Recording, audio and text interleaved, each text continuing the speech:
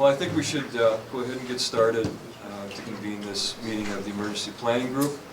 And before I ask Preston Cook, the county's Emergency Operations Manager, to bring you up to speed, I do appreciate you all coming here on short notice. It was a judgment call because on the surface it doesn't appear to be the kind of storm that would warrant the consideration of a local state of emergency, but we do have some areas that are heavily hit in terms of flooding in the northwest and University area. And it was really because of the projection that the storm is going to hang around for a while yet that I thought it at least warranted this group getting together to seriously consider whether or not you're comfortable with a declaration of a state of emergency, not just for the money side of it, to position ourselves for reimbursement, but some other logistical considerations that Preston will talk about. So I guess at this point, if any of the members of the group want to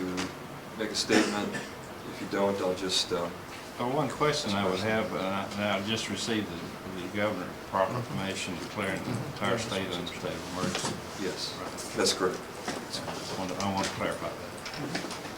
So what will this state of emergency, with the governor's proclamation, how will this work with that? All right, let me ask Preston to address that. Yes, you asked a question, what would the governor's declaration do in terms of assisting the state and what have you? That is the... How would our declaration fit in with what the governor's doing? Okay, well, our local state of emergency really would tie in to the state's declaration of emergency for the entire state of Florida.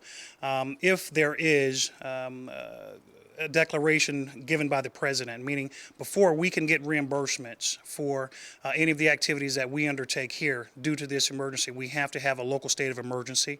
The governor also has to have one for the state, and he has to make that request to the president. And once that's approved, if the president says yes and gives us a declaration, then that kicks in all of the federal funds and all of the additional assistance that becomes available. So we need to be in line with that.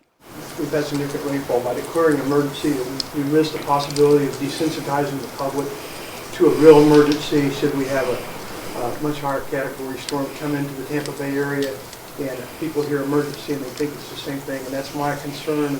We've done that over a number of years, and I think we can always we can revisit this thing in a number of hours if things were to change, and we can always declare a state of emergency. Local government should be prepared to handle things for a day or two, and I think we've done that. I think we've done it overnight. I think we can continue to do it. That's what is expected without having our hand out to the federal government for everything. But anyway, I just say it from that standpoint that I don't like to overstate our case, and I should say save it for when maybe we really need it. Sheriff, point well taken, very well taken. And I will say that what we've done is to, one, as I said before, attempt to lean forward and ensure that the citizens are we respond to their needs as quickly and as efficiently as possible. But when you think about it, this particular storm that's sitting here is dumping record levels of water right now and has the potential to continue to do that over the next 3 days, which could cause this to be a catastrophic event. It does not take a level 3 or 4 storm necessarily pushing water up through the bay for us to have significant water and issues throughout the county. And so we're seeing that with this particular storm, and it's a weak tropical storm that's expected to stick around.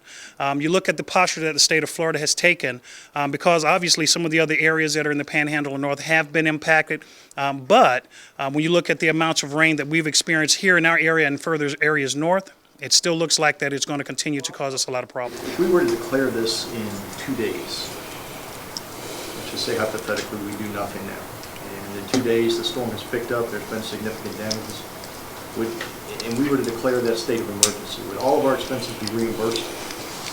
A large number of the reimbursements could come only in the time that you've issued the local state of emergency going forward. You have some ability to go and retro some of the issues, especially when you talk about an SBA declaration. When you talk about an SBA, some of those things has been done to be done in the past. How does the quantity of water you receive compare historically?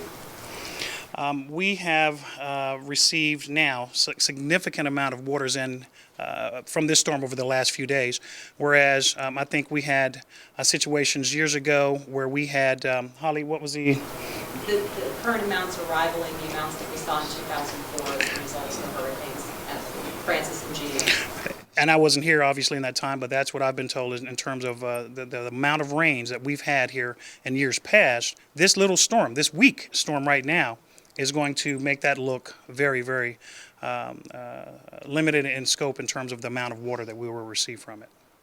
So, I just want to ask, last night is watching the path of the tornadoes. Correct. Moving through the area, it looked like one was going to run up right through Ruskin, Gibsonton, all the way through the university area. Right. If that had hit last night with no declaration of emergency locally, would we get reimbursed for that damage? The mayor is absolutely right when you talk about the response. We will still respond, and whether we have a declaration or not, we will respond.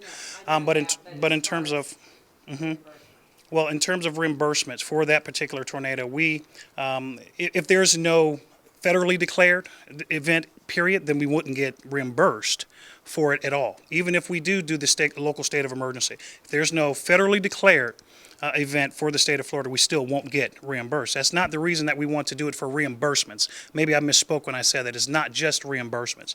It's also what it does for us at the local level, just like the governor does for him to do a state of emergency. It opens up the ability to access additional funding, additional resources at the state level. For us here in Hillsborough County, it will do the same for us to be able to get additional resources that we would need, whether it's emergency contracts that we have, as well as being able to kick in our emergency purchasing processes here at the local level. And it's really not reimbursements necessarily is the concern. It is to be able to respond effectively. And that's the reason that we're asking for it.